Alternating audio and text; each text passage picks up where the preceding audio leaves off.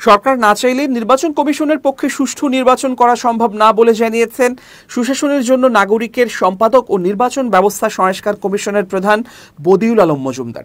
শনিবার সকালে বিসিতে সুষ্ঠু নির্বাচনে ইসির ভূমিকা নিয়ে আয়োজিত ছায়া সংসদে একথা বলেন তিনি। বদিউল আলম মজুমদার বলেন, দেশের স্বার্থে ফেব্রুয়ারির মধ্যে নির্বাচন হওয়া জরুরি, তবে লেভেল প্লেইং ফিল্ড তৈরি করতে না পারলে নির্বাচন পক্ষপাত দুষ্ট হবে।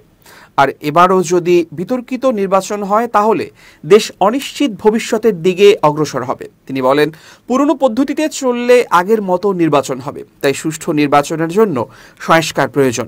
নির্বাচন ব্যবস্থা সংস্কার কমিশনের প্রধান বলেন, সুষ্ঠু ও নিরপেক্ষ নির্বাচন আয়োজনে নির্বাচন কমিশনই একমাত্র অংশীজন না।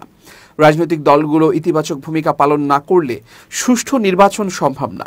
এছাড়া মাঠ প্রশাসন ও আইন শৃঙ্খলা রক্ষাকারী বাহিনী সঠিকভাবে দায়িত্ব পালন না করলে চাইলেও ইসির পক্ষে সুষ্ঠু নির্বাচন করা অসম্ভব।